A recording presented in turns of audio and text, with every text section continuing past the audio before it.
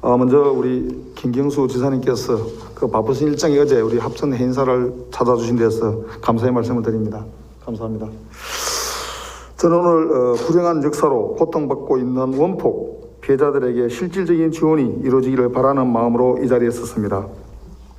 1945년 8월 6일과 9일 일본 히로시마와 나가사키에 잇따라 원자폭탄이 투하되었습니다. 수십만의 민간인 사상자가 발생했고 그 중에는 당시 일본의 강제징용 등으로 머물러 있던 한국인도 있었습니다. 일본인 다음으로 가장 많이 희생당한 사람이 바로 한국인이었습니다. 당시 4만여 명의 한국인이 피폭으로 사망하였고 생존자 중 2만 3천여 명이 귀국한 것으로 알려져 있습니다. 현재는 전국에 2,068명만이 생존해 계십니다. 특히 합천군은 원폭 피해자의 70% 정도가 합천 출신이며 현재도 전국에 가장 많은 수인 314명이 거주하고 있어 한국의 히로시마라 불리우기도 합니다.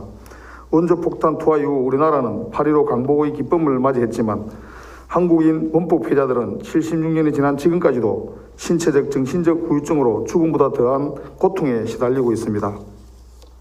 보건복지부에서는 2019년 4월 말 발표한 원자폭탄 피해자에 대한 실태조사 결과에 따르면 직접적으로 원폭 피해를 받은 1세대 중 23%는 신체 장애를 갖고 있고 이들 가운데 기초생활수급자가 36%에 이를 정도로 극심한 경제적 어려움을 겪고 있는 것으로 나타났습니다.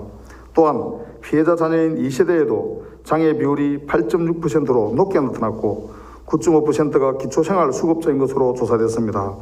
조사 결과가 말해주듯이 상당수의 원폭 피해자와 자녀가 신체적 장애와 생활고를 겪고 있지만 이에 대한 도 차원의 지원이 너무나 부족합니다.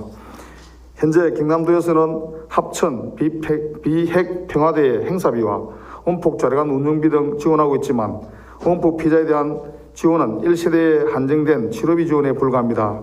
특히 생계비 지원이나 장애를 겪고 있는 자녀 세대를 위한 지원은 전무합니다. 피폭 피해자들은 후유증과 가중한 치료비 부담으로 지난 70년 동안 생활고에 시달리며 힘겹게 살아오고 있습니다.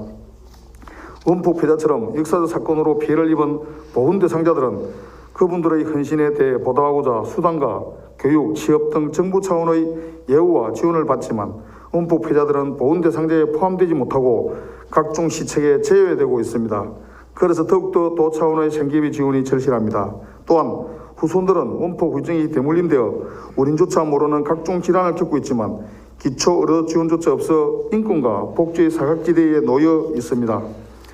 경상남도 원자폭탄 피해자 지원 조례에는 원자폭탄 피해자의 후손인 2세대, 3세대 지원 대상에 포함한다고 규정하고 있음에도 불구하고 현재까지 경남도로부터 아무런 보상과 혜택을 받지 못한 채 외면받고 있습니다.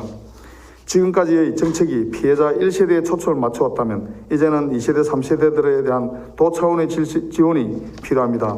최근 지자체를 중심으로 원폭 피해자 지원을 위한 움직임이 일어나고 있습니다.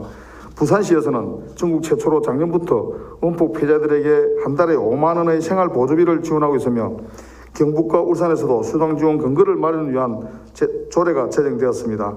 또한 경기도에서는 의료비 지원 범위를 3세대까지 확대하고 원폭 트라우마 상담을 위한 정신심리 프로그램도 지원하고 있습니다. 원폭 피해자의 지원이 가장 절실한 것은 우리 도입니다. 더 이상 그분들의 불평등이나 소외감을 느끼지 않도록 도에서 적극적으로 나서야 합니다. 생계비 지원과 2세대, 3세대 의료비 지원 등 실질적인 지원이 필요합니다.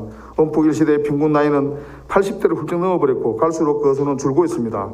더 늦기 전에 지금부터라도 도가 나서서 원폭 피해자를 위한 실질적인 지원 방안을 마련하여 그동안 고통받았던 그분들에게 정당한 보상과 대우가 이루어질 수 있기를 간절히 부탁드리며 이상으로 발언을 마치겠습니다. 감사합니다.